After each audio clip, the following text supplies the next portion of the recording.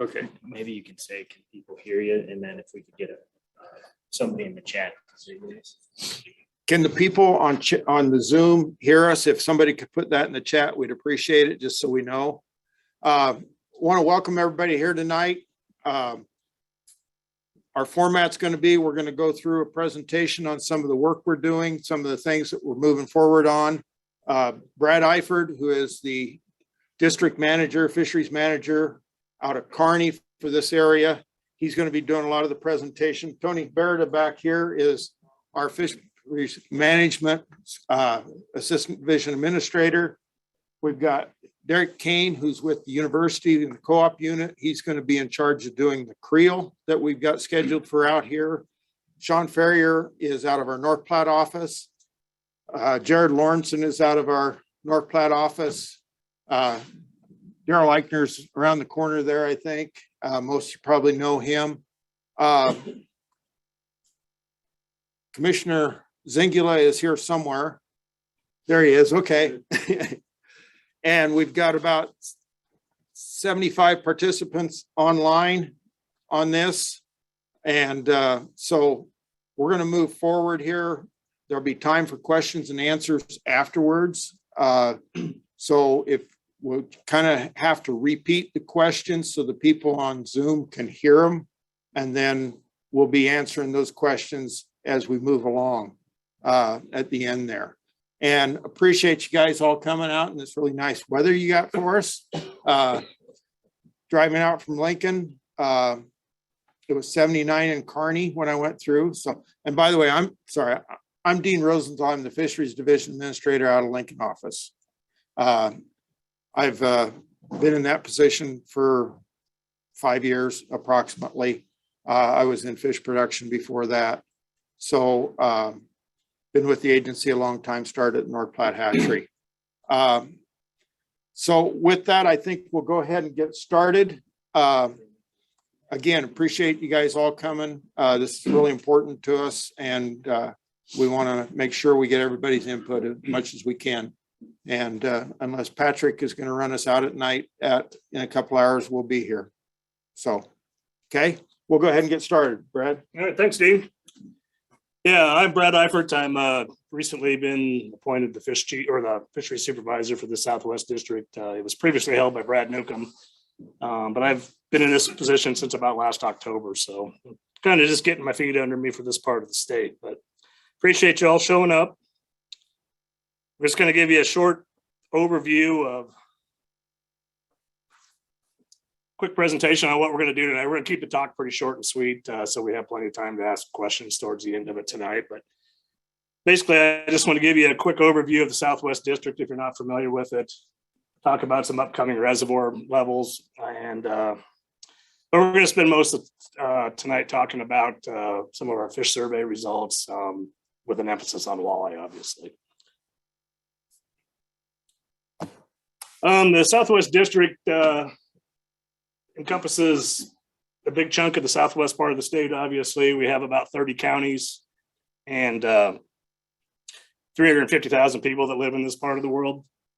We're very fortunate. We have a good chunk of water out here. We have about 72,000 acres of water when our reservoirs are full. Unfortunately, we're not at full capacity on a lot of them, so we don't have quite that many acres now, but we do have about 52% of the public water in the state of Nebraska. If you exclude Lewis and Clark from that, we have about 80% of the water. So we got a lot of water in this part of the world. I mean, we're obviously home to Lake McConaughy, the largest reservoir in the state. We're also have the Harlan Reservoir in this district, which is the second largest reservoir, and that's entirely located in Nebraska. And we have 11 lakes or reservoirs that are larger than 1,000 acres. So we have a lot of water. We also have some interstate lakes along the interstate that provide pretty good fishing opportunities for people. And we're kind of unique in this part of the world that we have a lot of miles of fishable canals with the Keystone Canal and the Tri-County Canal and that type of thing. So that's some good fishing resources in this part of the world. This is kind of how our staffing is lined up for the district. We have 5 fisheries biologists, management biologists that work here. We have 2 in the Kearney office, myself and Alex Engel. three of them working in the North Platte office, Jared Lawrence and Sean Ferrier, and Mark Staub as a conservation technician, and then Daryl Eichner's out in Ogallala here. We also have one fish research biologist that's based in Kearney, and he oversees research projects throughout the state, but he does several projects on McConaughy at the current time. And then we have an aquatic habitat temporary biologist in Kearney, and then we have two hatcheries in this part of the state. We have the Rock Creek Fish Hatchery at Parks, and then the North Platte Fish Hatchery in North Platte, which we have 6 people in North Platte, three in Parks. So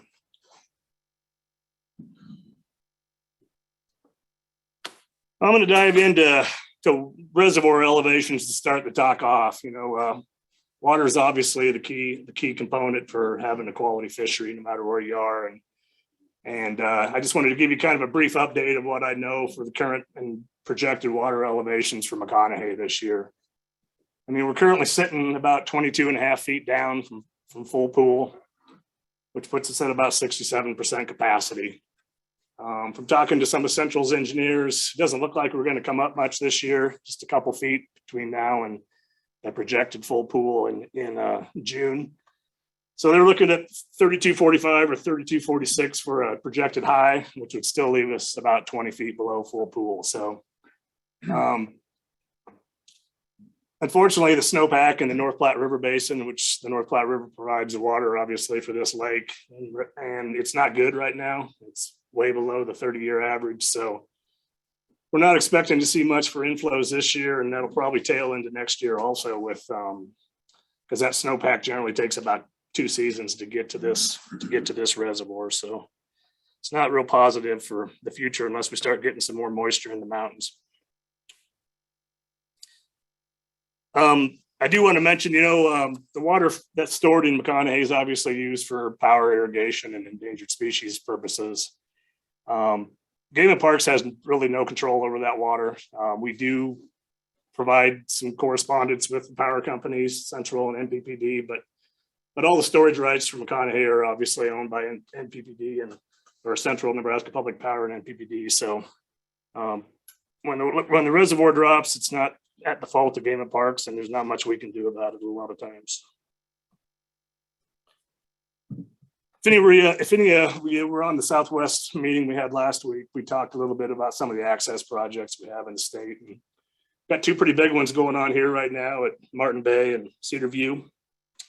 At Martin Bay, we're extending the ramp, putting a whole new ramp system in there and redoing the parking area and putting in some new restrooms and docks and have a brand new Barracuda fish cleaning station there, hopefully by the first part of the summer.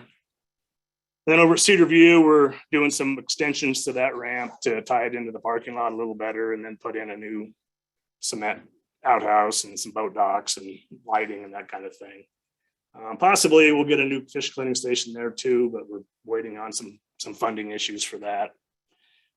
From talking to the contractors and the parks folks out here, it looks like we're gonna hopefully have those done by Memorial Day weekend. So there should be some big improvements for the park. Those projects were funded primarily by some federal motorboat access or motorboat funds, some sport fish restoration funds, and then the Federal Highway Administration Recreational Trail Program paid for quite a bit of it also, as well as some state tax dollars.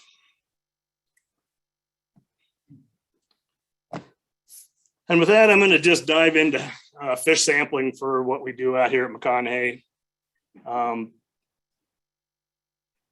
We're going to talk tonight about some of the major sport fisheries species in this lake, primarily wipers, white bass, and walleye. We're going to touch on alewife also because they're a big player in the game. But as biologists, we have to use a variety of methods to sample fish populations. And we typically use electroshocking quite a bit to sample species like smallmouth bass at McConaughy, or if we want to go in and try to get an idea of how many young of the year walleye or white bass we're seeing in the fall, we'll use shocking to do that kind of thing or to collect those fish. And we'll also use it here in a couple of weeks when we collect some brood stock off the dam for walleye spawn. We'll go in and electrofish some of those big males and females to collect eggs and sperm from them. Gill nets are our primary method that we use out here to sample fish. We use some small mesh gill nets in the summertime, late summer, early fall, to sample prey fish such as alewife and gizzard shad. And then we'll also use it exclusively in the fall to sample all of our open water species such as walleye, white bass, wipers, etc. So most of our data that we collect at McConaughy is coming from gill net data.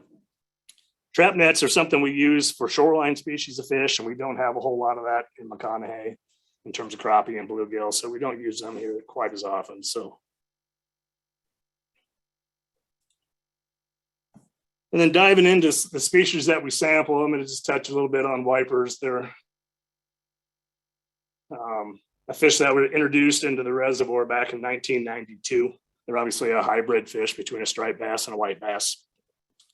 And, they've proven to be a pretty popular sport fish here and in many of the other reservoirs we put them in. As you can see from the graph, over the last 20 plus years, we've had some pretty highs and lows with our catches.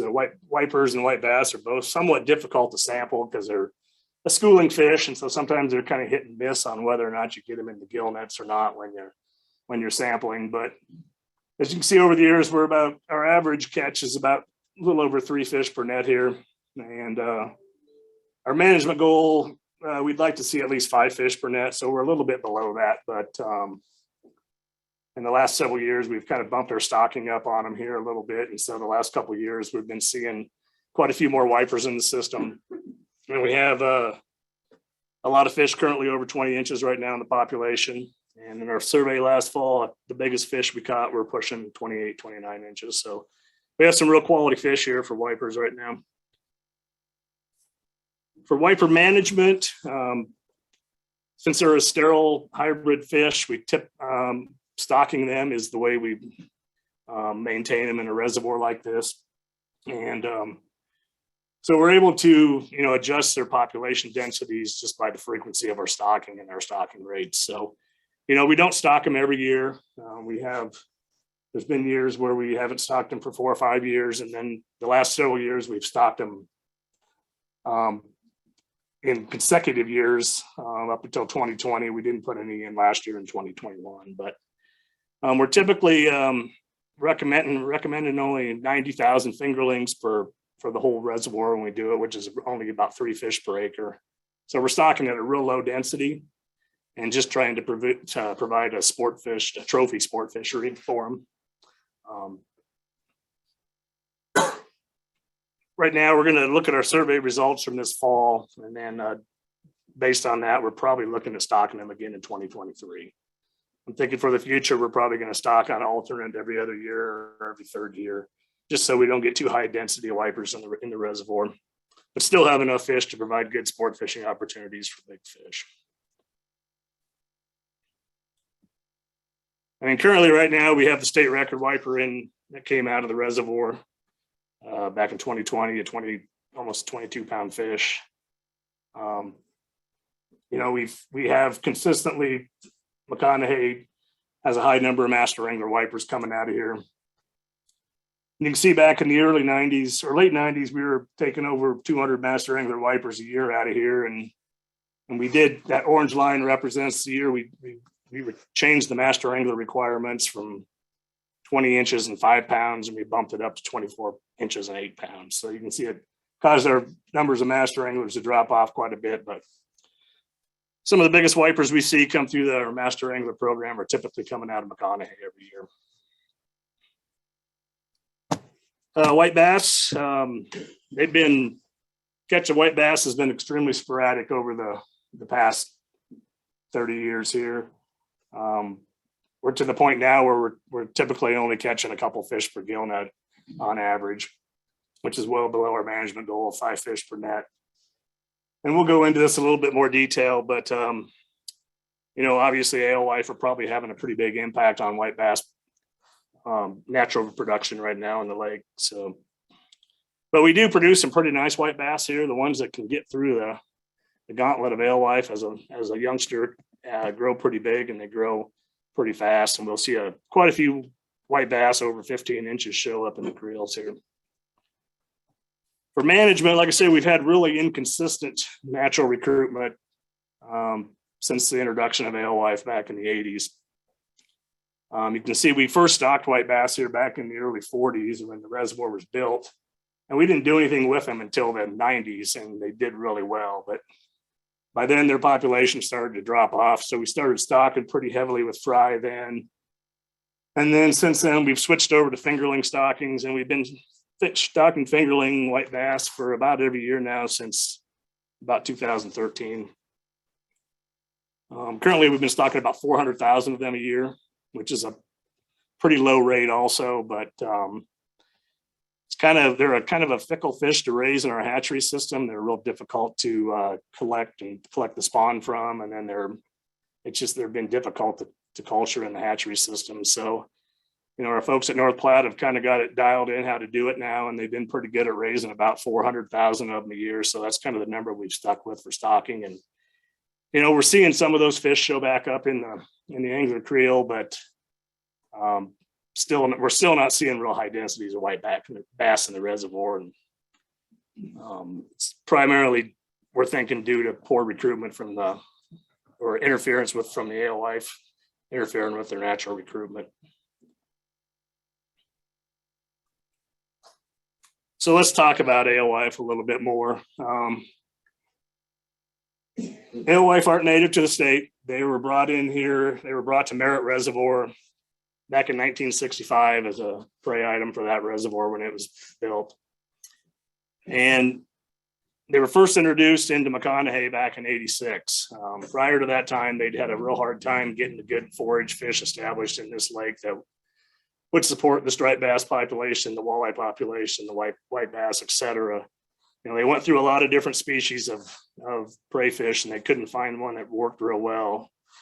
And when they first tried alewife, it stuck, and it's been here ever since. And alewife are kind of a double-edged sword. We'll kind of talk about the benefits and the negative aspects of both of them here in a second, but they're here to stay now. But they're a filter feeder, and they're very effective at it. They're able to filter zooplankton from the water, and they're also able to individually pick out the biggest zooplankton in the water. The literature also shows that they eat a lot of fish eggs when available, and they like eating larval fish up to about an inch long. So one other thing about them that's a little different than gizzard shad.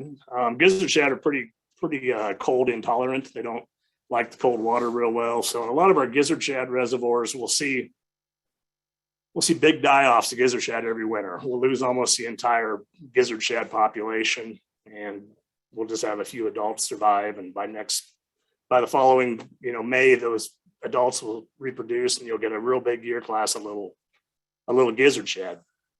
Alewife, we don't see that near as often. We do get some big die-offs, but we don't get them every winter. And so we tend to have some pretty big buildups of alewife in the system just because we don't see those die-offs. And like I said, they're very, very, they impact the zooplankton in a big way. I mean, they're knocking it down to real low densities, and they're causing some recruitment issues for little fish, especially white bass and little walleyes. So right now we feel that we have probably one of the higher populations of alewife in recent years in the lake. Some of our sampling has shown that top graph there was some sampling that some grad students did in 2015 and 16, and they were seeing about 50 to 75 alewife per net that summer when they were running their nets. And this last summer, we had another student duplicate that same study, and he found well over 150 alewife in his nets in his study. So you can see our population's pretty much doubled in that 6-year time span. And we're seeing the same thing in our fall gill nets. Right now, we're currently seeing a pretty big spike in the number of alewife we're catching. And so I talk about their impacts on zooplankton, and zooplankton, if you're not familiar with them, they're a microscopic organism or microorganism. You can actually see them with your naked eye, but the big ones are about 1 millimeter long, but they're basically they start the food chain. You know, they're feeding on algae in the water, and then in turn, fish will feed on zooplankton before they move on to eating other fish. And so pretty much every fish in McConaughy Reservoir relies on zooplankton at one point in their life. You know, alewife use them their whole life, but little white bass and little walleye need them for about the first 2 months of their life, or they'll die. So right now, what we're seeing in here is that the alewife and the gizzard shad to some extent, but our alewife numbers are higher. We're seeing some pretty big predation impacts on zooplankton. If you look at those two jars there, the one on the left is a sample that Daryl took back before alewife were introduced in the lake. We used to take a lot of zooplankton samples back then. You can see it's a real soupy mixture of little critters that, you know, provide really good food source for fish. That jar on the right was sampled several years after alewife were introduced, and you can see now there's very little zooplankton in the water column, and the water's real clear, and so there's just not a lot of food for those little tiny sport fish to eat out there at certain times of the year. And we've done some studies between some of our reservoirs, and if you go to Harlan Reservoir in June, and it's a gizzard shad lake, and it doesn't have alewife, we'll see, you know, our average zooplanktons are about 1 inch or 1.5 millimeters long, where in McConaughy at the same time of year, they're about 0.5 millimeter. So they're a lot smaller. It's a lot smaller in McConaughy due to the alewife predation. But there is a flip side to the alewife, as you all know. If you fish McConaughy, or if you fish Merritt, or if you fish Elwood Reservoir, those are our 3 reservoirs in Nebraska that have real established alewife populations. You quickly find that the alewife, once those fish are big enough to get on them and eat them, it grows some really big fish with some really good body conditions, and it grows them pretty quickly. You know, we're seeing walleye at McConaughy here, they're hitting 15 inches in 2.5 years. And that red curve on the top are female walleyes. They're only staying in that 15 to 22 inch harvest slot for about 2.5 years, and they're already out of it. And then they become part of that population of fish where you can only keep one of, you know, in a daily bag limit. The males, they grow a little slower and they stay in it for 3 or 4 more years. But as you can see with alewife as a diet source, fish are growing really fast, and they're growing real healthy. As anglers, you notice it also too. It changes a lot the way you fish. You know, alewife, or if you go to a gizzard shad lake in May and June, you're not going to have much out there for prey. So it's pretty easy to catch a walleye. You know, they're hungry. They're looking for something to eat. They're eating your night crawlers and your leeches and stuff that time of year. But here, you're probably not seeing that all the time. If you got a lot of alewife in the lake, you know, those walleye can consume those things year round. And so, because most of what we sample for alewife are less than 7 or 8 inches here, so they're about the perfect size for most walleyes to eat. So it impacts anglers quite a bit also.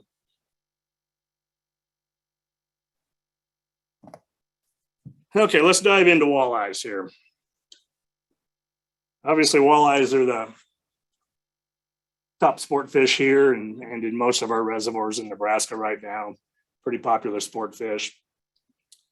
This graph here goes back to 94. And as you can see, our walleye catch here has been pretty good for the last 30 years here. You know, we average about 26 walleyes per net in our fall gill netting.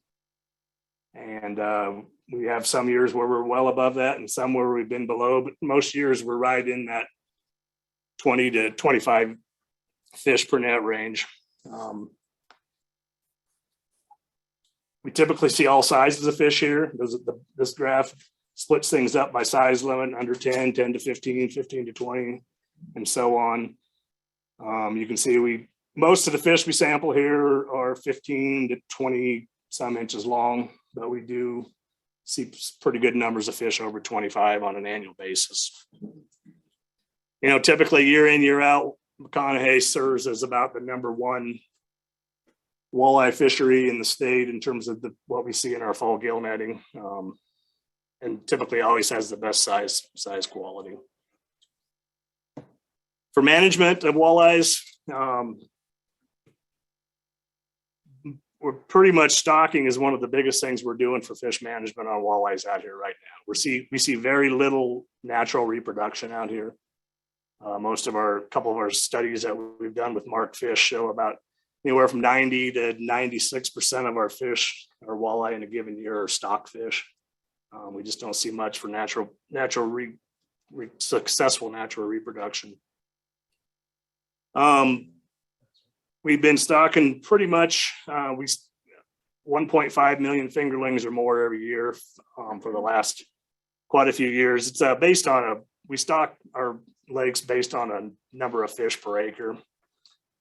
50 per acre is the number we typically use in many of our reservoirs in the state, although that varies anywhere between 25 and 100, depending on 25 to 100 fish per acre, depending on the management goals for that lake and other scenarios. But McConaughy's pretty much been set at the 50 per acre rate for quite a few years now. I also should note, though, that most of our reservoirs, since they fluctuate, they're not always full when we go to stock them in June. So we typically, that 50 per acre rate is based on that elevation when we stock them in most of our reservoirs. But at McConaughy, we've pretty well kept it where we're stocking 1.5 million, which that's based on the full reservoir of 30,000 acres. And so we've been very fortunate in, I think I counted up 14 out of the 28 years here on this graph, we've stocked more than 50 per acre for walleye fingerlings in the reservoir. And you can see the last 7 or 8 years, we've been well over the 1.5 million mark each year. So that orange bar on top is reservoir elevation at the time of stocking. And so you can kind of get an idea of how many fish are going in based on the reservoir elevations with that.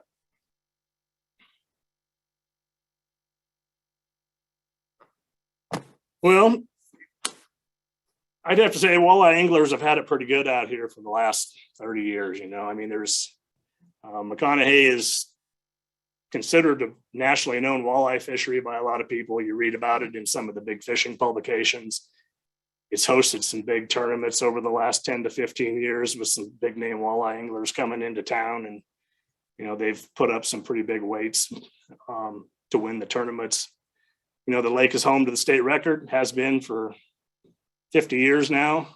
We've had several fish in recent years that have knocked on the door of beating that state record. So it's still producing big fish. It's consistently the top walleye lake in the state.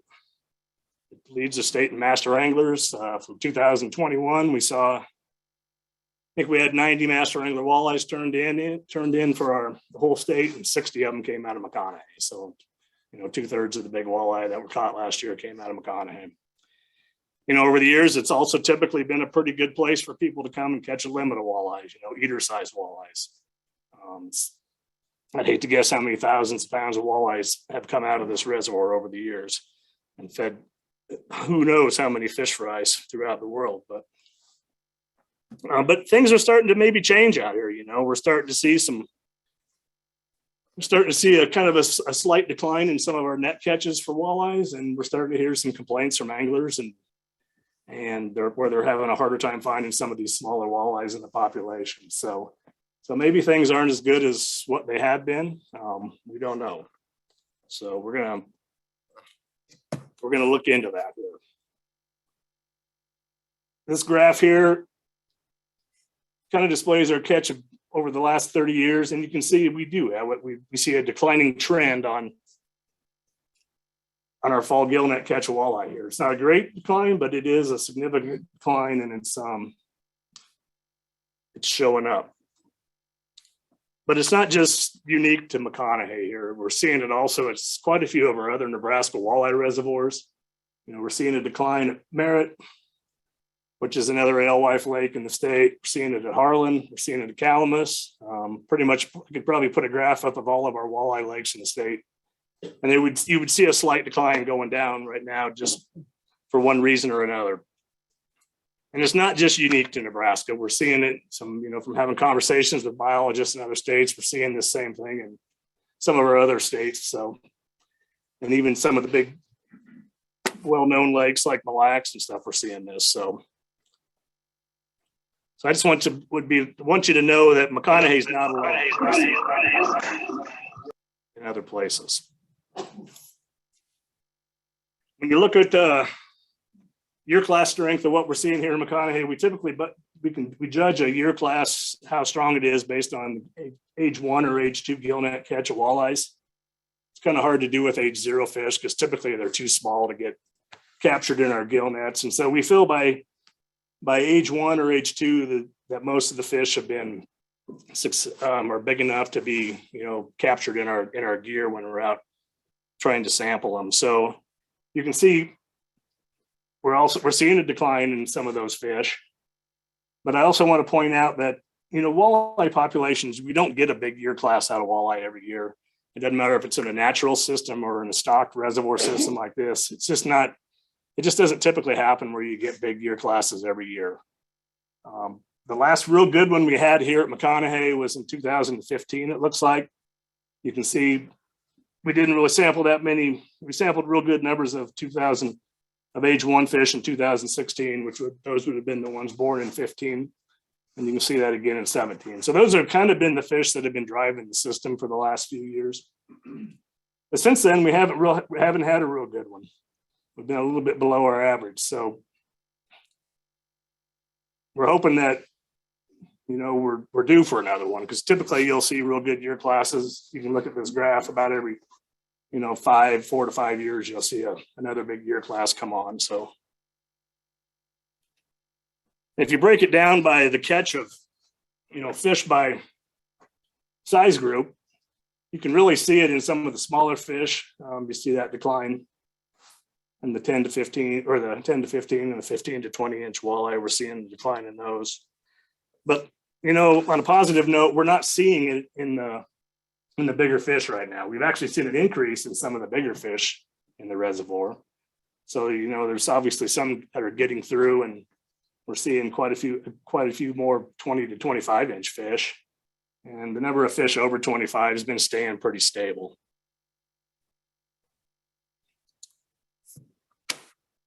So, as fish managers, we realize that we're dealing with systems that are constantly changing. Our reservoirs are a very dynamic thing where they're up and down, and habitat conditions are always changing, and weather patterns are changing. And so, we realize that we need to be adaptable, and we need to be able to make some changes to see if we can make things better. What worked last for the last 10 years might not work as well, going into the future. So we've taken that into account, and, we're going to try some new things and see if we can hopefully get some of those trends headed back in the upward direction. So the next few slides, we'll just kind of go over what we're going to go into for changes in the next couple of years here. I guess the biggest thing we're going to work on is we're going to change the way we stock fish out here this coming year. Like I say, in the past, we've stocked 1.5 million fingerlings. We're going to still do that, but this year we're going to try stocking fry, and we're going to stock approximately 22 million of them probably in the first part of May. That's going to be based on 1,000 per surface acre. And so we're estimating the reservoir the first part of May is going to be about 22,000 acres. So we're going to get about 22,000 million fry if we can have a successful spawn season this year, and we'll be stocking these early in May. The reason why we're going with fry is, our hatchery system right now we're pretty well maxed out on how many fish we can raise for walleyes in this state right now. We're raising them for a lot of different reservoirs. And so we don't have a lot of extra capacity to put fingerlings in the system, but fry are something that don't require pond space in our hatcheries. We can go out and collect the eggs. We can bring those eggs back to the hatchery, and they can hatch them out over a period of a couple of weeks. And then we stock them back in the reservoir when they're 5-day-old fry. And so they don't require the commitment out of us to to take up hatchery space and all that. And then the second aspect of what we're going to do is we're going to stock 1.2 million fingerlings, which are the same type of fingerlings we've put in the last couple of years. They're typically about 1.25 inches to 1.5 inches long. We are going to try to rate. In the past, we've always taken McConaughy's fish out of the Calamus Hatcheries ponds the first week of June. We're going to move it back a week this year, try to get a little more growth on those walleyes before we bring them out here. So hopefully when they hit the reservoir, they no longer need to eat zooplankton. They're able to eat alewife or gizzard shad, and they can start eating them. Because as I mentioned earlier, our zooplankton numbers are pretty low in the reservoir. And if that walleye has to rely on a zooplankton to survive for a week or two, chances are it's probably going to starve in here. So we want to get them a little bigger in the hatchery, so when they hit the lake, they can take advantage of those little alewives. And then the third thing we're going to do, the other stocking is something that we haven't tried here yet. And that's we're going to try to stock some a little bit bigger fingerlings here towards the end of June. We're going to try to get those up to about 1.75 inches or 2 inches long. And how we're going to do that is, when they raise fish in the ponds, they typically put, I don't know, I'm just guessing 110,000 fingerlings or 110,000 fry into a pond, and they'll raise them out for 45 days or so. We're going to put in a lower density of fry at the start. So they'll have more food in that pond to eat, and hopefully we can get some better growth out of them and a little bigger fish. Albeit we won't get as many fish out of that pond. We're only going to get, maybe 75,000 fish out of that pond instead of 100,000, but hopefully they'll be bigger. And those will be stocked. There'll be 300,000 of those that will be getting stocked about the third week of June. So, and those fish should be hitting the lake big enough, ready to take on alewife and gizzard shad and that type of thing, with no problem at all. So that's our stocking change for the year. It's going to be a pretty big effort for our hatchery and management staff to collect that many fry and eggs, but we think we can do it. We're pretty good at collecting walleye eggs anymore. And we're going to evaluate these stockings, see which works the best, and how we're going to do that. So we're going to use a chemical called oxytetracycline. That allows us, we can put those fry into a bath with this OTC, and they'll absorb it into their ear bones, into their otoliths, and then we can go back and find that fish later in the year, sacrifice it, look at the otolith under a special scope, and determine if that fish came from the hatchery or if it came from the wild. And we only have 2 real good ways to mark them with OTC. So we're going to mark all the fry with OTC so we can look at them. And then those stage 2, those bigger fingerlings, they're going to get marked as fry. And then again, as a fingerling, as they get stocked, before they get stocked in the lake. So they'll have 2 of those marks on them. So we'll be able to tell the difference between those. And then the 1.2 million fingerlings that are going in, we'll use some otolith microchemistry on those, which is kind of a detailed process to explain, but hopefully we'll be able to evaluate them through that process. And so that way we'll be able to know which kind of stocking works the best for us, and we can evaluate and kind of fine tune in the future on how we're going to go about things. Some other things we're going to do, and we've been working on this. Sean's been working on this as part of his master's project for the last several years. Is we've been, developing some maps out there that take advantage of, predator densities, available habitat, available food, and that type of thing. We tie it all together into a nice map that kind of shows us some locations that are more suitable than others to stock fish in. In the past, we've always stocked fish just off the boat ramp. And a lot of the boat ramps have a lot of riprap by them and other habitat that, attracts little smallmouth bass or white bass or wipers or walleyes or whatever that, and all those fish will like to eat those small fingerlings when they go in. So if we can find some spots in the reservoir that have, fewer of those predators, but has good food source in it, we're going to start boat stocking, which we did that the last couple of years. We've been boat stocking, but we're going to try to find some better locations to put these fingerlings and hopefully get better survival. you know, if we can get 10 to 20% better survival on the fingerlings, you know, it's just like stocking another 150 to 300,000 fish into the lake. So, you know, we're hoping that this will work. So Sean's still working on this project, but you'll definitely see our boats out stocking fish this year when it comes time to put them in the lake. And just a few other things we're going to do this year. We are, like I said, we have a research person that oversees grad students out here. So between those grad students and this management staff, we're going to be, you know, assessing zooplankton populations as we stock the fish to try to get some ideas on what we have for available food before we stock and after we stock. We're going to continue to work on these maps that Sean's working on and collecting some habitat suitability stuff and some abiotic variables. And we'd really like to expand some of our sampling for young of the year fish through some electrofishing. We're going to have to collect, you know, probably 50 to 100 of those little age 0 walleyes this fall so we can get a decent idea of which stocking scenarios working the best based on those OTC marks I was talking about. So we'd like to do that and probably do some expanded fall sampling and maybe some more small mesh gill net sampling to keep an eye on alewife populations. And then the other big thing we're doing is we're going to do a creel survey this year and to try to help us answer some questions that we have about, you know, concerns with some of the fishing that's going on the dam and other places in the reservoir. So with that, I'm going to turn it over to Derek, and he's from the Nebraska Fish and Wildlife Cooperative in Lincoln, and he's going to explain to you a little bit about the creel process and what we're going to go through this year. Thanks, Brad. Yeah, so like Brad said, I'm Derek Kane. I am the project coordinator of the Nebraska Angler Survey project. Before I get into some of the specifics that we're going to do at McConaughy this year, I just wanted to give you guys a little bit of information on the background on creel surveys and what they are. Creel surveys have been conducted worldwide for decades with the ultimate goal of really trying to understand recreational angler behavior.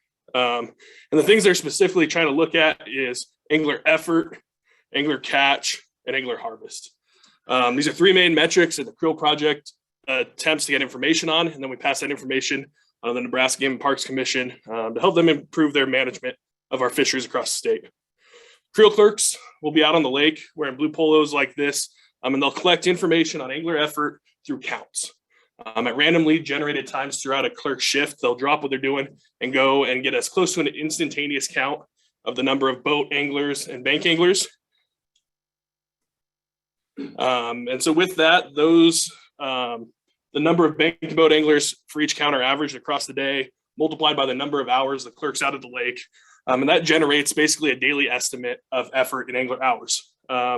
We then look at the average number of angler hours for each day type, and we can use that to extrapolate for angler effort across an entire month. Through similar methodology, we can utilize information from angler interviews to provide information on angler catch and harvest. With angler interviews, we collect a wide variety of information, but the most important parts we catch are the number of anglers in each party and the amount of time fished, as well as the number and species of fish released and harvested. With this information, we're able to calculate catch and harvest rates, which when combined with our angler effort estimations, can really provide estimates of total catch and harvest for each species at our lakes. So let's talk about what we're going to do in 2022. There's two different types of creel surveys we're going to be conducting. First is our daytime 7-month creel. It'll take place from the start of April and run through the end of October. And I'm going to use a month of April to kind of break down how we break up the day types and randomize the schedule of when clerks are out there. So we start by dividing the month up into two day types. We have our weekdays and our weekend days. And then we randomly select a subset of each of those days to sample. As you can see on here, stars kind of indicate days that somebody would be out of the lake sampling. And we're sampling over half the days of the month and even more frequently on the weekends. We'll have 2 clerks out of the lake for every shift during each day we sample, and they'll be out of the lake either in the morning from sunrise to about 1 o'clock or from 1 o'clock till sunset. In months that we have holidays that traditionally lead to high use, so Memorial Day, Labor Day, 4th of July type weekends, we add extra shifts to help increase the precision of our effort, catch, and harvest estimates. In 2022, we're going to be doing something completely new, which Brad alluded to, and it's a nighttime creel. And it's really targeting the walleye spawn around the dam. So during April and May, 2 clerks will be out every other night from either sunset to 12:30 in the morning or 12:30 in the morning until sunrise. And they'll be interviewing anglers who are accessing McConaughy by the dam. Our clerks will be intercepting anglers at boat ramps and other parking areas to conduct these interviews. One big difference with this creel is we are not doing a stratified random sampling for days. Instead, we are going every other night. So we'll have clerks out every other night, either the first part of the night or the second part of the night. We're doing this because nighttime creels, and especially creels focusing on a specific fishery, such as the walleye fishery and around the walleye spawn, we're not quite sure the temporal scale at which they change. The effort, catch, and harvest is probably changing a whole lot more frequently than monthly. So we're doing this so that we can have kind of a rolling window to temporally assess when there are peaks in effort, catch, and harvest, and hopefully using this information to help improve our understanding of angler behavior, especially around the walleye spawn and at night at Lake McConaughy. With that, thanks, and I'll hand it back.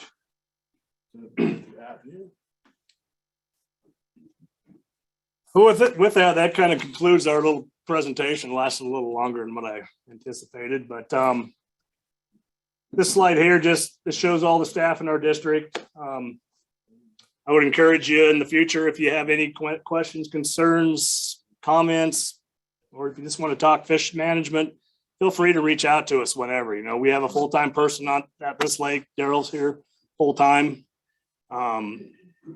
I'm a ways away in Kearney, but I have a phone, email, whatever. I'd be more than glad to try to answer any questions.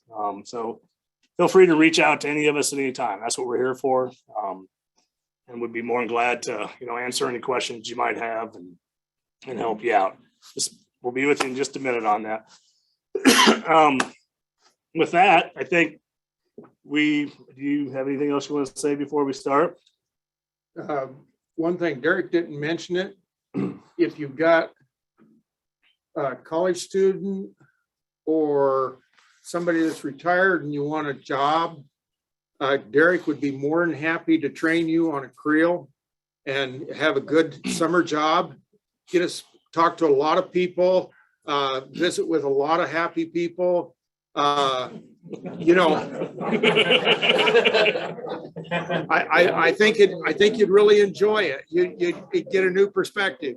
So, but I just wanted to bring that out because we're having a really difficult. We'd planned 3 creel clerks for the daytime creel.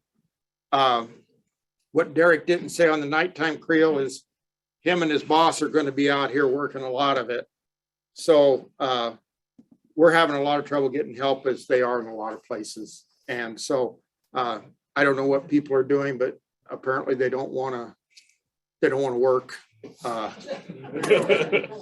So with that, Brad mentioned the contacts here.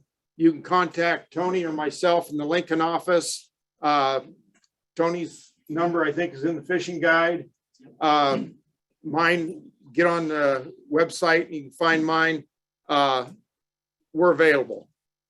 We're more than willing to take time and talk to you and discuss whatever issues you have. With that, I think we'll go ahead and take some questions. We will be repeating them so that the people on Zoom can hear the question. So with that, we'll take questions. Real quick. I just want to keep our folks on Zoom up to date. We have basically standing room only in the building right now. So the people in the virtual audience know what's going on. We're going to try to do our best to answer all the questions, but we're going to give the floor to the people in person in attendance these questions, and we'll try to mix in some of these questions that are coming up on the chat and Zoom. So we're going to do our best, and at the end of the night, if we haven't answered all your questions, like Dean and Brad said, we're always available. So thanks. And Patrick mentioned that if you didn't sign in when you came, please sign it when you go out. It's going to help us, to send out information if we haven't, or if we need to contact you. So with that, Yes, in the back there. Question I'd like to ask is, do you have data on when the alewives spawn, when they hatch out, when the shad spawn, and when they hatch out? And so, are you coinciding your walleyes so that they have something to eat and grow with the bait? The question is on gizzard shad spawning and alewife spawning and timing of stocking. Brad, you want to, or Daryl? I think Daryl would probably be best on that, but Daryl, you got to be over here. In the past, with our stocking request for walleye for McConaughy, I usually put a comment next to that number asking for later fish from the hatchery. It's kind of a fine line, but the intent was to stock those fish hopefully closer to the shad and alewife spawn, so they had that forage availability, because the zooplankton is lacking. Speak up a little bit, Daryl, can't hear you back there. We tried to stock fish, the walleye request the later fish from the hatchery, so that we could hopefully put those new walleye on top of any shad or alewife hatch. So they had some forage available rather than have to rely on weak numbers of zooplankton that they referred to earlier. I mean, we typically see with alewife and gizzard shad, they're not all spawning in the same week. They spawn over a period of several weeks. So there's typically a peak in there, but there's typically some fish out there for some larval fish for an extended period of time. My question was, when's the peak? I can't tell you that. I don't know, because we haven't probably done enough larval fish sampling here that time of year to tell. It's probably something we need to maybe focus some effort on. We've been doing it at Harlan for the last several years with for gizzard shad there. Our research crews have some really good data for Harlan shad population down there over the last 10 years. And it's something that we should probably maybe start doing out here, but it takes a weekly effort with about 3 or 4 people, and we just don't always have that crew to do it. So something we'll look into. The other thing that we're kind of up against is those fish can only stay in those hatchery ponds for so long.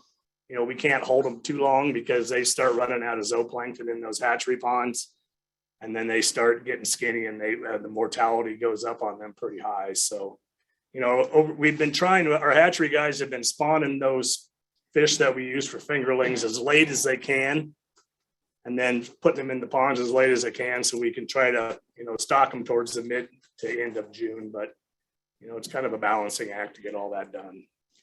Part of it with the hatcheries is we do all the fry stockings first, and then we move into the stocking the hatchery ponds at the tail end to make sure we're pushing that back as far as possible. Like Daryl mentioned, he always requested as late as possible. We're pushing it another week beyond, and then another beyond that, to try and get on top of this stuff.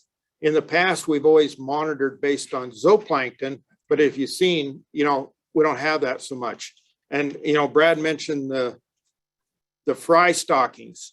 We're not going to put them in the main part of the lake. We're going to move up to the river lake interface, or up in the river where hopefully their alewife are not there.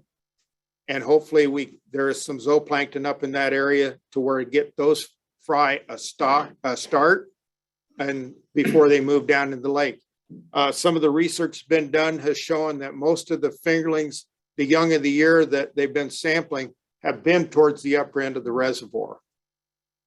So, yes, sir. I have a 2-part question in regard to the 22 million fry. Yes. My first part is, what is the survival rate on a fry? And in a perfect world, what is the time that it would take for a fry to become a 15.5-inch walleye catching a McConaughy? Well, the second part of your question is really easy to answer. His question was, how long will it take for a fry to become a 15.5-inch walleye in McConaughy? We're saying it take about 2.5 years for for a fish to reach 15 inches in McConaughy. So that would be legal to harvest. What's that? 2025, I can. Well, that's when you'll be able to catch the fry that are stocked this spring. The first part of his question was, what's the survival rate of those 22 million fry? And that's a pretty difficult question for us to answer. You know, if we can get a couple % of those to survive, we're going to be pretty happy. You know, it depends on the situation. It's going to be, you know, with alewife in here, those fry might have a pretty tough road to hoe to get to the size they need to be. You know, alewife are a lot more predaceous than gizzard shad, and you look at the literature and they're pretty effective at eating larval fish. So what's that? Weather can play. Yes. Yeah, and weather can too. So, you know, we're hoping, you know, to get a few % of those fry to live. That's why we stock them at 1,000 per acre and not 50 per acre like we do the fingerlings. So We got a question back in the Yes. corner there. Is there any way to control an alewife population? well, from talking to the gentleman that runs. Oh yeah, the question was, is there any way to control alewife populations? From talking to the gentleman that runs the hydros and everything here at McConaughy today, he says they see a lot of natural mortality of alewife when we have an extended ice cap on the reservoir. Jerry, you could probably comment on that also. You spent some time in that hydro over the years, but and we didn't really see that this year. He said the mortality on alewife this winter wasn't near as bad as what it's been in the past, but they are cold sensitive, and extended periods of real cold water will cause some pretty big mortality in them. I suppose we could also see some big mortality issues from disease or other environmental factors, but we just really haven't. Most of it's come from cold weather, and we just haven't had those winters the last few. Since we can't control the weather, I guess we can't control the alewife. So You know, for years I hear everybody talk about that this lake doesn't naturally reproduce fish. But as a fisherman that's fished this lake for many years, when you go out on that dam and during the spawn, and you know that they're spawning, and you come back after a couple weeks when they've hatched and went from clear, all right, and the water drops and it smells like dead fish. So that's why there's not a reproduction in this lake, is because they can't regulate that water. It would seem to me that if they let the water out of the lake down into the little lake and stored it there so that they could buy that time for that fry to hatch and live, you would have it. But every year you go down there and it smells like dead fish. Well, it's not dead fish, it's dead fry. And it's the eggs that's rotten you know, so we're kind of hurting ourselves. If we could find a way to regulate it during that period of time, we might not have to worry about the stocking program.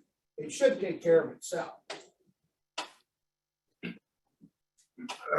Just for those people online, I'm going to kind of condense and repeat what you said, but basically it's water level dropping in the spring after the walleye have spawned along the dam, and we're losing a lot of the fry and eggs at that time.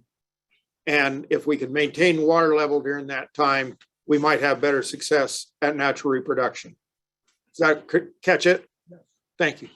Jim? This is for Brad. On your calendar that you're going on random dates, is there anything in the equation saying like this evening happens and you got a creel count scheduled for that evening? Can you shift it, or is it locked in stone? So we lock it in stone because we're out there so often that we're going to get those days like today when there's nobody out there, but we're also going to get the 72-degree day next week. And so we average them across all days we sample for that day type so that we get a representative sample of an average day. Okay. So our goal, again, like I said, I mean, we're out there 16 to 18 days per month. Our hope is for every day like today, we're getting a beautiful day and a lot more in the middle to get as close to that representative sample as there is. But now the other thing that does factor in with a day like today, If we have a lot of highs and lows, our variation does increase. So we do see and we can kind of tell when there may be some red flags of something may be off here. Yeah. Or very friendly fisher. And believe it or not, you'll find people that are out there fishing on a day like today. So it's not, you might not have as many, but you're gonna have people out there fishing. So now we need to get back to your question on water levels. We never did answer yours. Yeah, there's no, did you want to answer No. that, Ian? Okay. No, I'll let you. I mean, yeah, declining water, you never really want to see large declines in water levels right after fish spawn. Because yeah, you are going to lose some of those fish in the top foot or so of water. You know, not every walleye egg that gets deposited though is in that top foot of water. They're down deeper, you know, down into the, you know, probably 5-6 feet deeper than that or more, depending on where that fish decides to drop her eggs and they end up settling. So, you know, if you get a 1 foot drop that time of year, it's probably going to have an impact on a few eggs, but it's not going to kill them all. What we really hate to see during that time of year is big releases, because there's a lot of adult size fish up there, and we see them sometimes go in some reservoirs, especially if there's a surface release or something like that. We've had an instance before at Harlan where they had to dump water through their big gates on the top during walleye spawn, and then the fishing gets real good below in the stilling basin for a while after that. But you know, here at McConaughy, we're not losing those big fish from the releases because it's so deep. But so yeah, there's no doubt we're losing some fish during those drops. But like I mentioned earlier, Game and Parks, we don't control the water. The power companies control the water. And like I say, we work with them and they work with us, and we have a good relationship with them. But if they need to drop the water to do the business they have to do, they're going to do it, you know. But getting back to the survival of the walleye, even if you wouldn't drop the water level in this lake, you still aren't going to see good natural reproduction of walleye in here. We're just not seeing.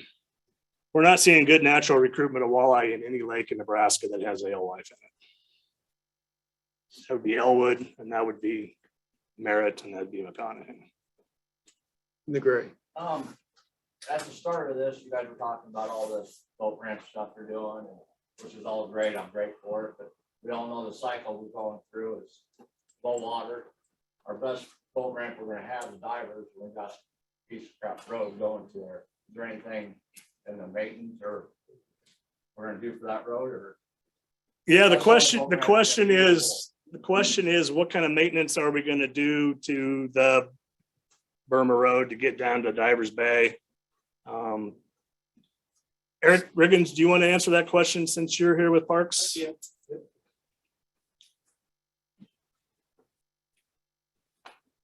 Yeah. Eric Riggins, I'm with the Parks Division. I'm actually the Southwest Regional Park Superintendent, but Colby Johnson, who was the Southern Panhandle Regional Superintendent, moved on, filling in that vacancy for the time being. So I'm catching up a lot on what's going on at Lake McConaughy, but I can kind of touch on some of the stuff that I've been involved in the last couple of months. Met with the Department of Transportation. We do have a lot of roads projects that are planned here at Lake McConaughy that are going to happen in the next 3 or 4 years. Most of that will be tending to the already existing asphalt roads that we have, you know, in the entire area. We're going to do an overlay of all of those road services, so we're greatly improve the road conditions around the lake in the next 2 to 3, 4 years. As far as Burma Road, you know, where that being a gravel road, that is not scheduled because it is not an already existing asphalt road. But there are some things we can do. We can get some more surface material down. We can get a more regular maintenance of that road surface. And there's some stuff that we can do there. That's something that we're looking at. So we're aware of those issues. Any further questions for me related to Parks side while I'm up here? Or? If not, I'll turn it over to the next fishery questions. Thanks, Eric. Yes. Back to the alewife situation. You know, everybody in this room that fishes knows we have an overpopulation of alewife. We didn't have to see the slide.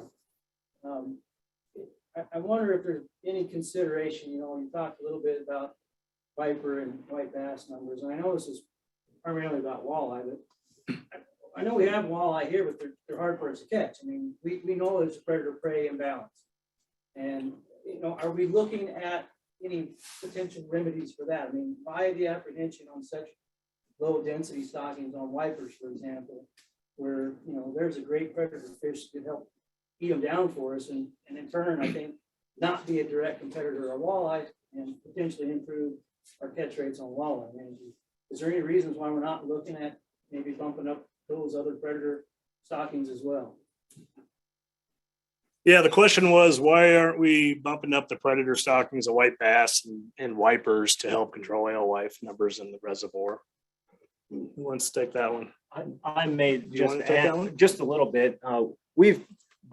Basically what we're talking about here is biological control. And we've tried this in a number of different reservoirs with, varying degrees of success.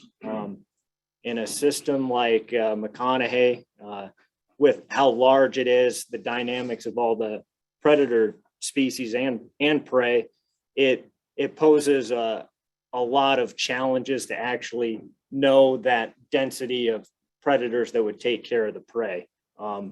Like we've talked about, these prey species right now, we're at you kind of saw these levels go up and down. Right now, we're probably at one of those peaks, and whether it's environmental conditions, some changes in our predator dynamics that will bump those down again. It's just, it's really, really difficult to do biological control on this large of a system. So I will add, you know, we would probably like to stock more white bass in here, but they're a difficult fish to culture. We have a real tough time coming up with the 400,000 that we do stock in here. Plus we stock them in a few other lakes in the state too. And so we've had some issues with them. What's that? I mean, so there's no consideration at all, I guess is what I'm asking. I mean, Well, no, there is. I mean, in the last, that when I, with our wiper slide, there was, we've been stocking wipers here consistently for the last several years, almost yearly. We request 90,000. That one year we stocked 180,000 because the hatchery had really good production and we met all of our other requests in the state for all of our other reservoirs. And then the extra fish went to McConaughy that year back in 2018. You know, we're always real careful with wipers because a lot of people, for every person that loves them, it seems like there's 5 people that hate them, you know? And it's typically some of the walleye fishermen that hate them. I mean, we fought this battle for years at Harlan Reservoir. And so we've always been kind of careful with the wipers where we stock them so we don't get too high of densities. You know, and it wasn't too many years ago. Jerry probably remembers it better than anybody in the room, but you know, the stripers in this lake, you know, they were a bad deal for some people, and some people loved them, some people hated them. And you know, like I say, we're not against stocking them, but we need to balance that out and not make sure we're not having an impact on a species like walleye that has a higher, more people are fish for. Because we're talking about potential solutions and, you know, we're looking for answers. Right. It seems like it is a potential. Biological control is something that can be an option. I realize it's difficult. I just don't understand why. And those are pretty low stocking rates. It seems like we've got a lot of food. Well, that's pretty much what we stock our wipers at across the state. It's anywhere between about 3 and 10 per acre. We don't stock any of our lakes much higher than that. Talking about a different lake with a ton of foraging. Well, I mean, we can bump it up if that's what people want. I'm not against wipers. I like fishing for wipers there. But like I say, we try to err, you know, on the edge of caution with some of these species, just because there is some potential impacts with walleye, and walleye are. What's the impact with the walleye? I mean, I assume they also do the same thing when they're small. Zooplankton feeders at that point. Yeah, wipers? Yeah, they do. So it's the same, it's competition. So you got Yeah, there's competition with there's walleye competition. and white. Okay, so that, I guess my next question is, the recruitment of walleye, do you think it's more, is it more, the adverse effect more from predation or from the lack of zooplankton and survivability because of that at this point? So just to repeat the question, is the lack of walleye recruitment more predation related or food availability? You want to answer that one, Well, Sean? Sean, I can touch on this that. leads kind of into some of the research Sean conducted. Yeah, that gets into some of the stuff that I was looking at, and I wouldn't say that it's one or the other. They both play a part. Just because we have the available zooplankton there, if we have too many predators, they're going to get eaten, and vice versa. If there's no predators but no food, they're going to starve. So a lot of what I'm doing with the maps and what we're using those for boat stocking is we're trying to find areas that have no predators and the food they need, so we can get them past that initial, wave. If we can get them to age 1, they're there. So we're doing everything in our power to make sure we get them to that point. But yeah, I wouldn't say it's one or the other, just from what I've seen, out on the water.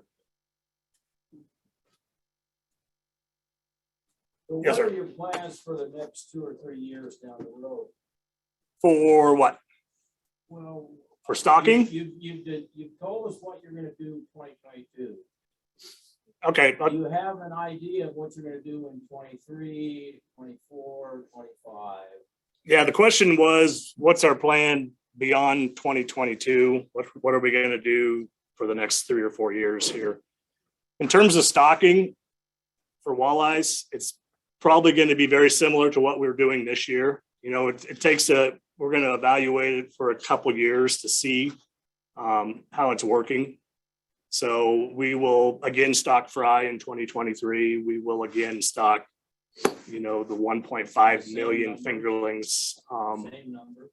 Probably the same numbers. Like I say, we're kind of limited in our hatchery system. For instance, we're stocking 1.5 million walleye fingerlings in McConaughy this year.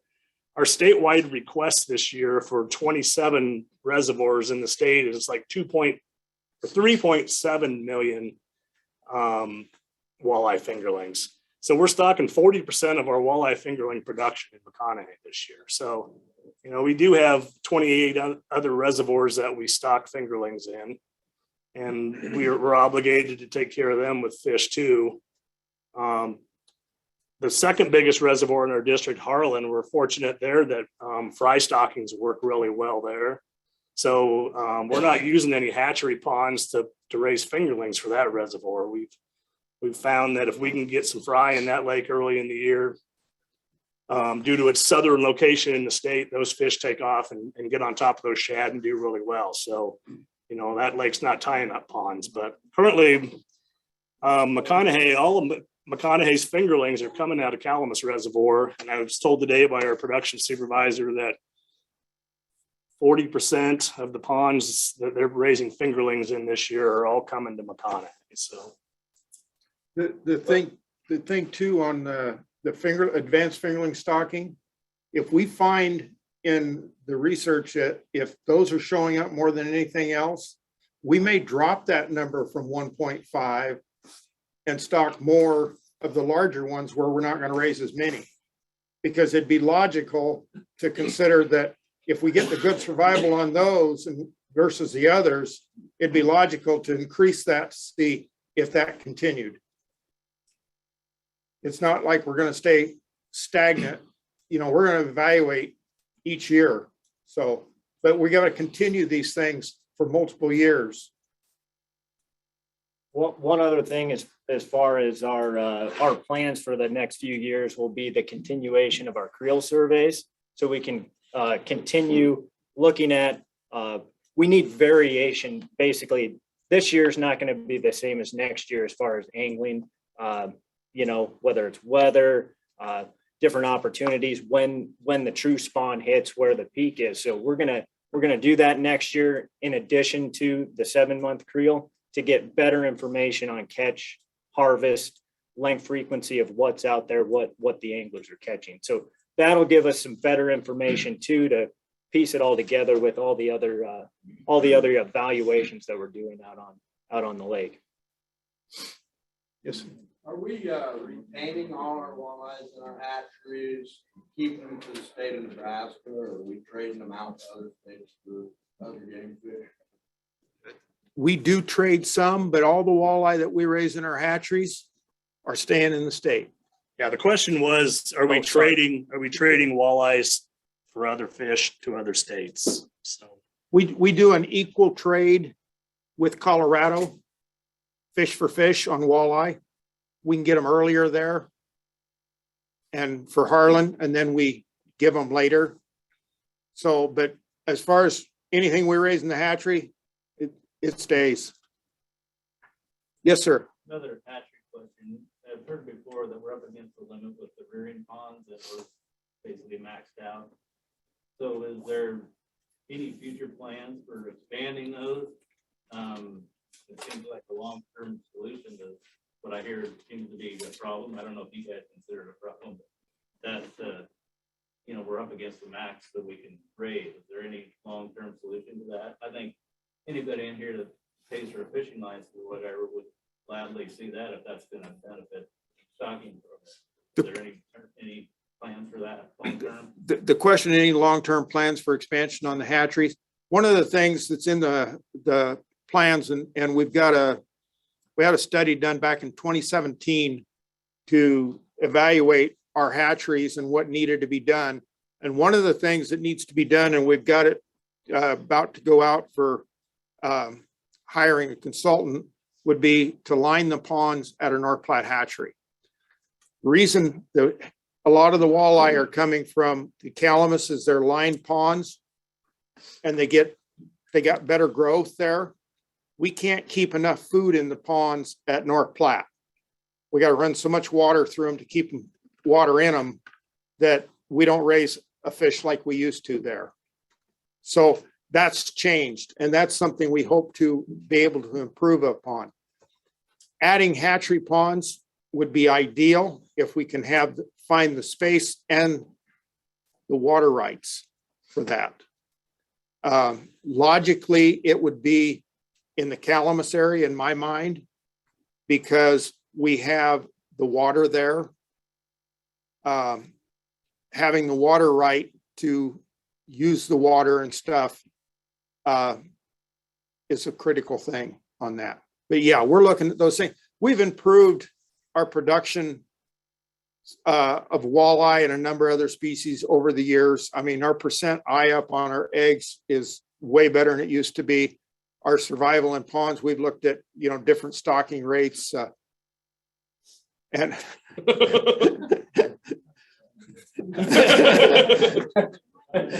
so, we've looked at a number of things, but yeah, we're looking at those things. Yes, sir. Go ahead. Was there ever a determination of what caused the white bass die off this year? Great question, because we were just going to address that. That's been the curiosity of people on our Zoom conversation right now. So thanks for asking that question. The question was the determination of the white bass fish kill this summer. Daryl, you want to?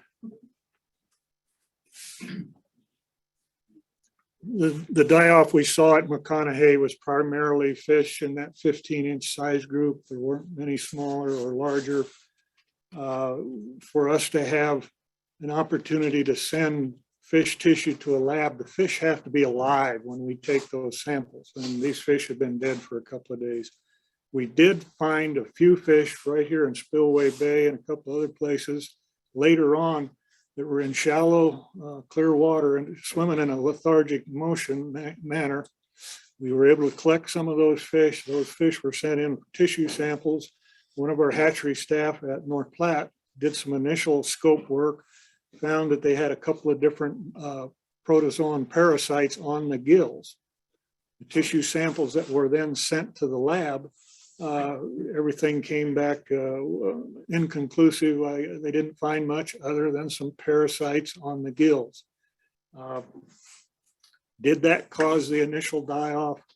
we don't know. So many times with the fish die off, we're left wondering, really what was the cause. But they did show later on some fish, slow, lethargic swimming motion in shallow water. They probably weren't getting the oxygen transfer at the gill because of these parasites. Yes, sir. Is there any chance that they could possibly look at maybe shutting the dam down during the spawn? If anybody that fishes a lot of that dam, there's a lot of poaching that goes out there. Guys trolling 3-4 miles an hour. You're not catching fish, you're snagging fish. You see people in the rocks, the fish comes by and their waders, they net it. I've been down there and I could tell you tons of stories of people poaching down there, taking that class of fish out. So if there's any chance that they could maybe look at shutting it down, especially now with the fishing that's kind of poor out there, really. The question is on shutting the dam down during the spawn for fishing. And that's one of the reasons we're looking at the creel, the nighttime creel, is we want to look at the information, check the data there, see how much pressure there is, and see the harvest before we make that decision. There's a number of people that's the only time they fish for walleye. And, not everybody, but there are people that's when they fish.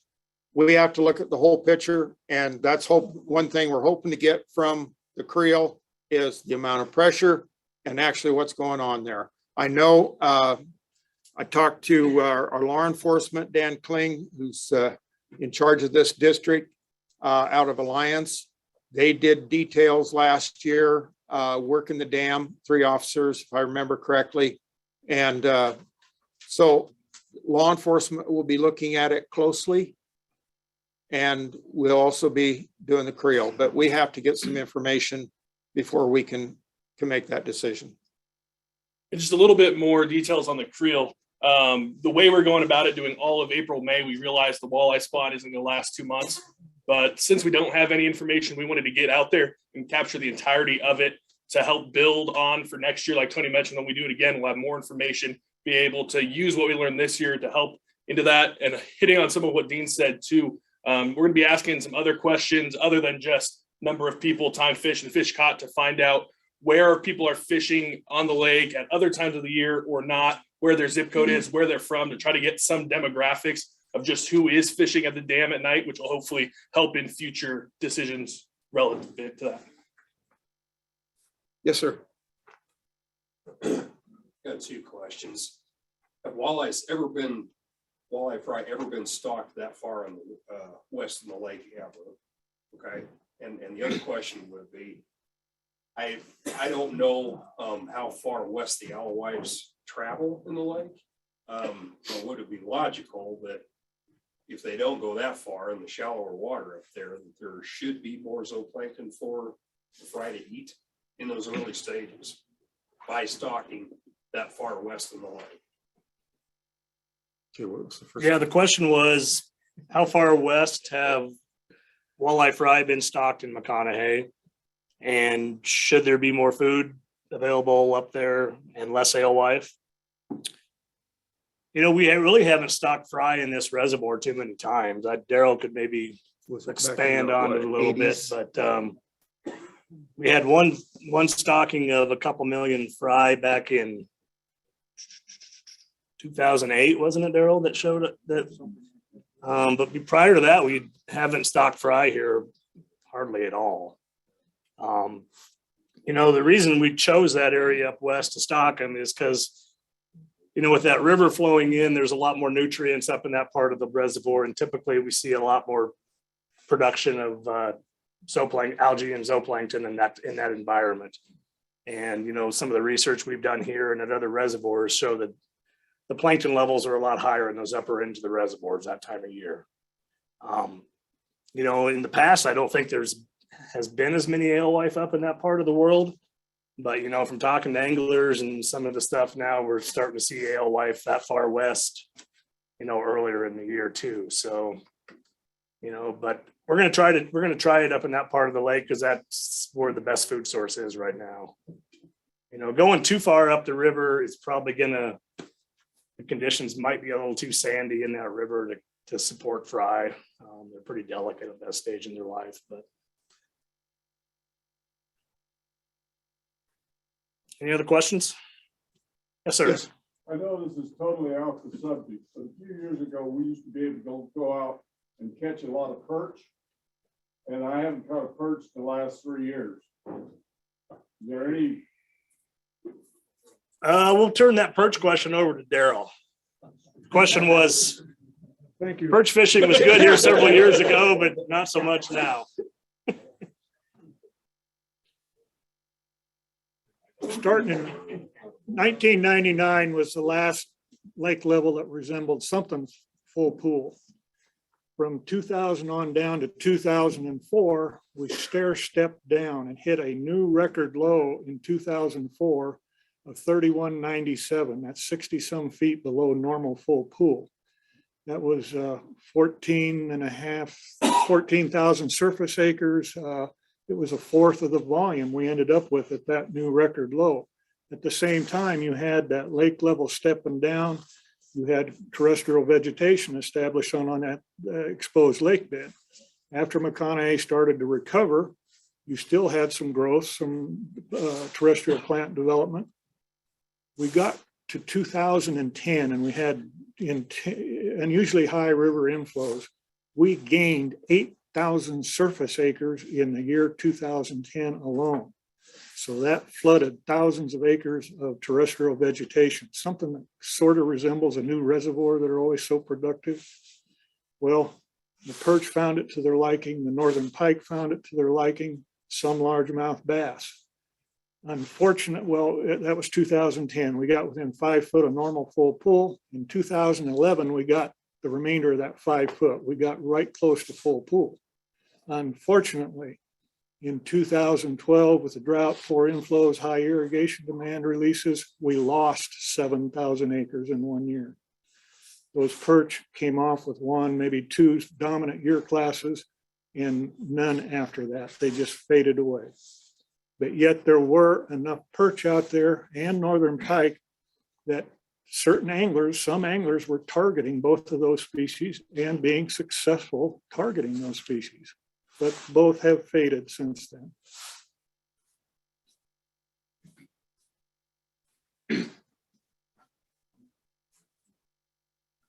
Going back to the stocking rate of 50 per acre, of merit, you tried higher 75 to 100 in the past few years. What have you seen with that as a result? Would it apply here?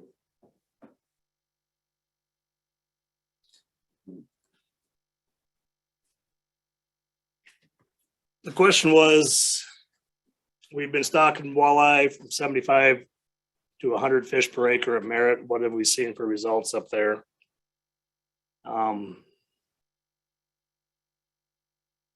Let's see here. We have, let's get back to, we have Zach Brashears online right now. He's the area fisheries biologist that would have specific information on merit and if there's been a uptick or a correlation between stocking rates and catch rates. So hang tight. I will tell you though, if we bump it up to 100 per acre here, we'll be stocking 3 million fingerlings a year, which is Right, it becomes you don't have room. we don't have room for it. But I would you mean, if you had room for it. I mean, if you want to talk to people from Calamus and Davis Creek and all those reservoirs out of their walleyes. I'm saying that's what I go back to my previous. Yeah. Right. If you have room, would you consider that? I know you don't have room now. Would that be a possibility? Yeah, we'd probably try it. You know, why not try it? You know, it's we've been at Sherman. We typically have stocked out with 50 per acre for a long time, and then we bumped that up 7 or 8 years ago to 100 per acre. And we didn't really see a big impact in fish there, and in an increase in fish. It stayed pretty much the same. So, but that's just at Sherman. It's one place where we did it. So we're actually going to switch things up there and go back to 50 per acre, and then also stock fry in that reservoir to see if we can, you know, boost things. They've had the managers that take care of Calamus and Davis Creek have had real good success trying that stocking scenario there with both fry and fingerlings. So, but no, we'd be more if we we had unlimited walleye fingerlings, we'd throw them at McConaughy, but we just, unfortunately, we don't. So. And like I say, maybe it's not all numbers, maybe it's about size. If we can grow a bigger fingerling that has a lot higher survivability than the smaller fingerlings, we might actually produce a better walleye fishery if we stock 1 million fish instead of 1.5 million or 2 million. So that's something we're trying to fine tune and figure out. Anybody else?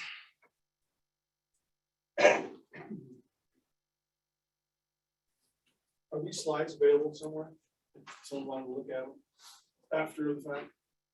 So this webinar is being recorded, so it will be available on our Game and Parks YouTube channel.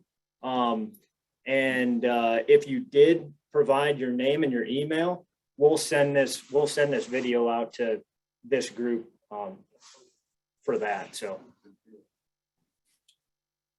I may chime in quick because some of you all in attendance may be interested in a few of these questions that are coming in online. There's been some chatter about zooplankton. Basically, Wade online asked, how can zooplankton be improved and what is being done to improve that zooplankton population in the lake? And then related to that, this is all kind of revolved around that. Tim asked, can't zooplankton be seeded into McConaughy?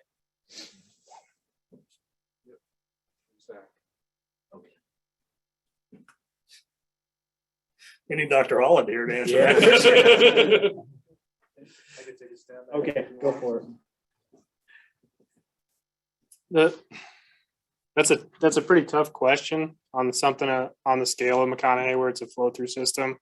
Within the hatchery system, they often fertilize their ponds to better culture zooplankton in them for the walleye fingerlings that they're raising, so they get a bigger jump start of food right away.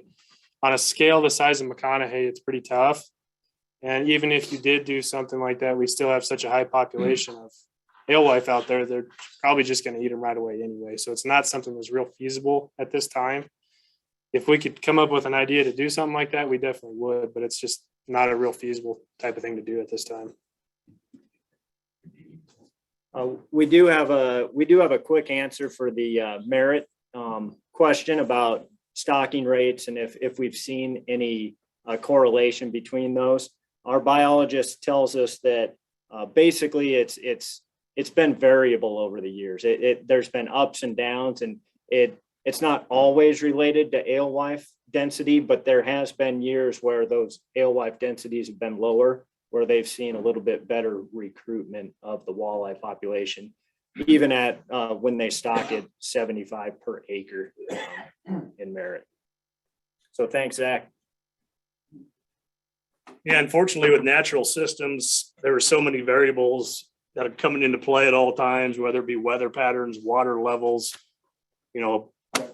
densities of other species. Sometimes it's hard to pinpoint which one is causing the improvements and which ones are being detrimental. But in the natural system, you're looking for the year class, because you get 1 year good year class out of 3 or 4, that carries the fishery. That carries them. So if you potentially have more stock fish in there and the conditions are right, doesn't that potentially lead to the possibility of another great year class?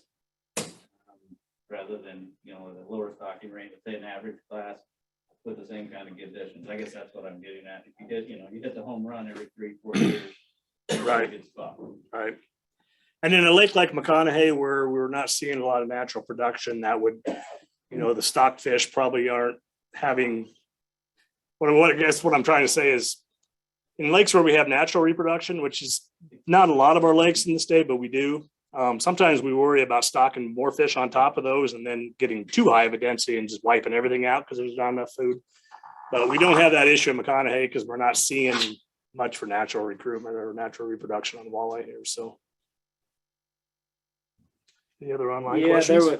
And this question may have come in before we talked about the stocking plan going forward, but there was a question from Scott saying North Sterling Reservoir stocks 3 to 4 million walleye every year. Why not stock MAC with more? Well, I assume North Sterling's that 3 to 4 million, a lot of those fish are fry. Yes. You comparing McConaughy and North Sterling is like comparing apples to oranges. It's not even the same. You know, it's the gizzard shad lake. So theoretically fry are going to do better in a gizzard shad lake than they are in an alewife lake, just due to the nature of how gizzard shad feed compared to alewife. Compared to Harlan County, What's that? compared to Harlan County, now they're pretty good comparison. Yeah, I mean, Harlan County, we went through this whole process. I remember standing in front of a room like this when I first got on as a biologist back in the late 90s, and people in Harlan were mad because all the walleye in the state were going to McConaughy. They were only getting 600,000 fish stocked at Harlan every year, and McConaughy was getting 1.5 million and getting all the surplus fish, and walleye fishing at that time in Harlan was bad. And you know, we were stocking fingerlings in there, but unfortunately the fingerlings were not big enough down there in that southern reservoir to take advantage of the gizzard shad. They were already too big when we put those walleye in. And so we learned something from the biologists that work in Kansas. They had been stocking fry for quite a few years in some of those reservoirs just south of Harlan and having real good success with it. So when we started doing that, and we started seeing some really good walleye year classes. And somebody had a question about trading fish with other states. Well, we worked out a deal with Colorado. They start spawning their walleyes. They've already started out there a couple of weeks ago. And so we'd trade them 50 quarts eggs of their early eggs. We'd raise them and get them stocked into Harlan about the first week of April, so they could live on that zooplankton for a couple of weeks and then dive right into those shad. And it's worked really good down there. We've turned the walleye fishery around. It's been a pretty good success story down there. So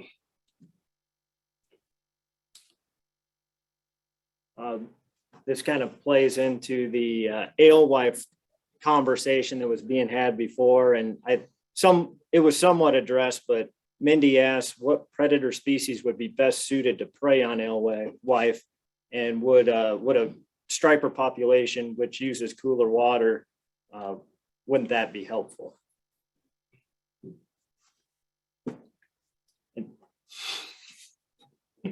well, Brad Newcomb would be happy right now because he always wanted to stock stripers back into this system, but unfortunately our hands are kind of tied right now. Yeah, for those of you that were around when we had stripers in Lake McConaughy, they took the blame for about everything at that point. Whether they were the cause or not, they took the blame. It's actually in our, I don't know if it's statutes or regulations, I don't remember, that we're not allowed to stock stripers here. That was as a result of that time period. If you remember back at that time period, we did a lot of trout stocking here. And if I remember correctly, there at Spillway Bay is where we dumped in the trout the one year, and we made a lot of happy stripers.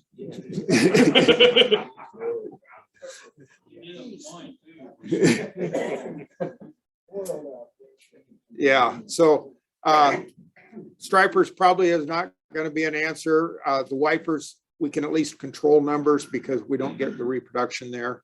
I'm not sure if we did on the stripers, they'd lasted a long time through the system, so long-lived, and seems like the wipers would be a much better alternative if we were to go that route than stripers. Yes, sir. When was the last time you stocked crappies? Or have you ever? When the last time we stocked crappies, Daryl? 2010, wasn't it? 2010, 11, and 12. Tell us how they did. Yeah, okay. With that stocking request and approval by Lincoln, the mandate came down that you're going to do some follow-up evaluation on the success or failure. We went out, of course, that was high water levels in 2010. There was all that flooded brush. We set frame nets, and that flooded jungle, what I remember of it we set the nets, and without GPS coordinates, we would have never found that net the next day very easily. But what we did survey, what we did collect in our sample, we collected more bluegill than crappie. We did not stock any bluegill.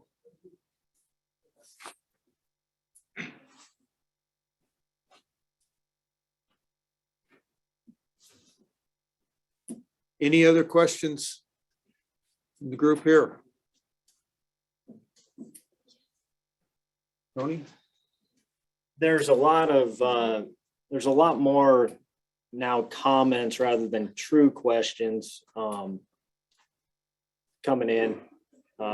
One person did ask, it's not the focus of this meeting, but asked about smallmouth bass, and just curious about that. So Daryl, maybe you could talk, or Sean, talk about the smallmouth bass fishery currently. Daryl might be more appropriate.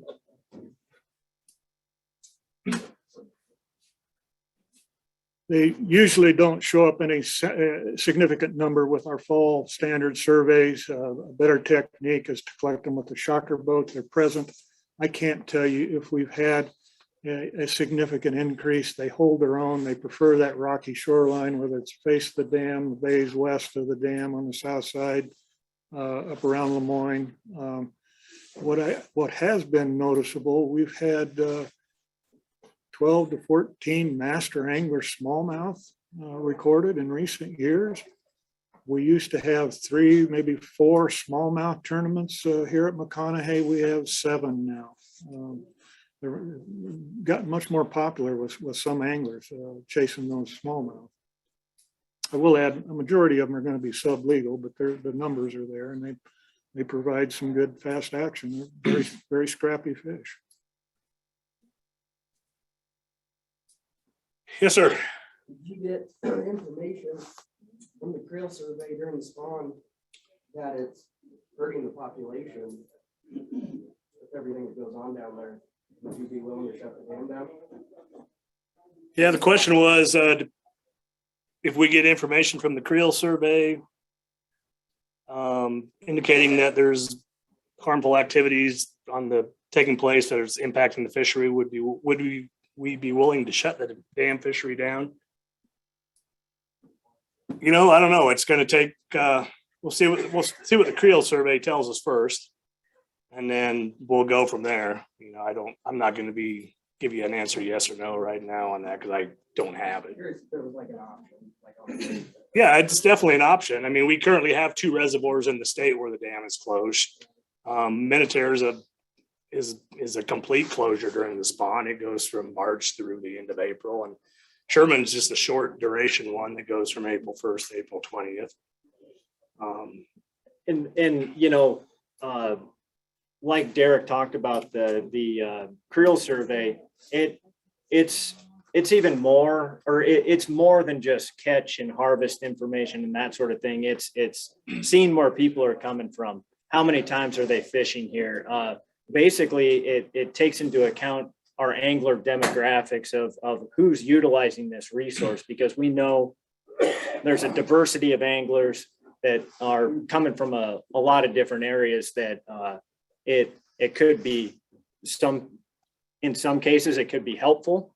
In some cases it could be very hurtful for a dam closure. So we would consider all of those types of things when we're collecting this information. So are you saying you don't have any past data to show basically how many unspawned females are being taken out of the lake during spawn? The question was, do we have any past data that shows how many unspawned females are being taken out of the lake during the spawn? The Daryl Eichner. I'm sorry. Okay. The previous dam wall or the spawn Creel survey that was conducted in what year? It's older data, but 1997, 98. So we do have some data. At that time, I believe it showed that our harvest rates and catch rates were not not significant compared to the overall proportion of the typical Creel survey time period, like your May, June, July. This dam survey showed that it was minor compared to the other walleye fishing catch during that. But another time. thing to add specifically to your question, something that we don't usually do in our traditional creels, but we will do during the nighttime dam spawn is every fish that we see, we are gonna see if we can get eggs or sperm to come out, and we will keep track of male, female, and that sort of thing, so that after it's done, we go back and look and see if there are any trends in specific sexes of fish, that sort of thing. You have a question, Patrick? Local sheriffs and all that said that basically whiteout conditions, so we probably should shut it down. Oh, really? Great. You want to make that announcement? Yeah, we've got kind of a blizzard situation going on out here in Ogallala tonight. So the local law enforcement, county sheriff recommended maybe that we shut the meeting down and people start getting home while the getting is still somewhat good. I don't know. I guess I'll leave that up to you, but I'll answer a few more questions as we go. For Lake Ogallala. I mean, I think we all know the Daryl Eichner would love to answer that question for you. He would love to answer that. What's something that we get? So the question is about plans for Lake Ogallala.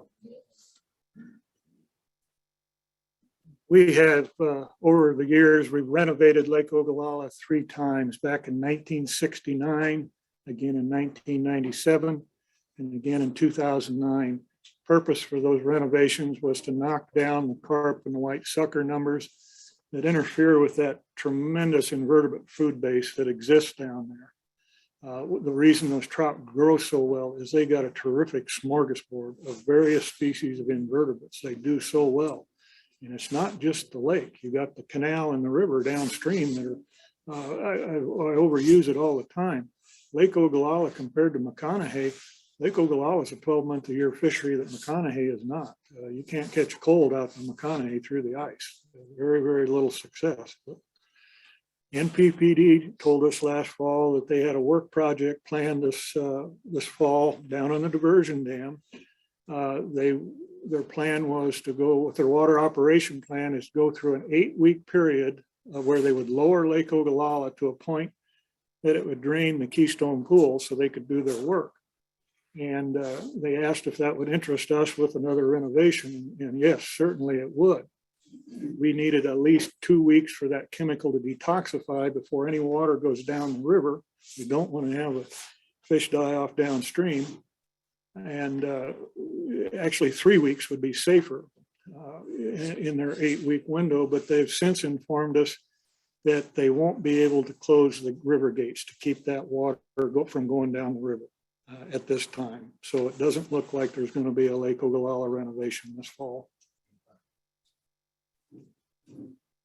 Oops, go ahead, Tom. I was just going to say, we'll put the contact information of our staff back up here for our followers on Zoom. We are going to have to close the meeting. We didn't address everything in there, so make sure you reach out to the guys. And there was also a link posted in the chat to put your questions in, and we will do our best to address them. So apologize, but really appreciate all the interaction, the discussion. It was great. Thanks for coming. Thanks, guys. You know, regards to your last question, we're not seeing much natural. So those big females that are on that dam aren't really providing eggs to the reservoir. They don't spawn, but some of it's viable to produce.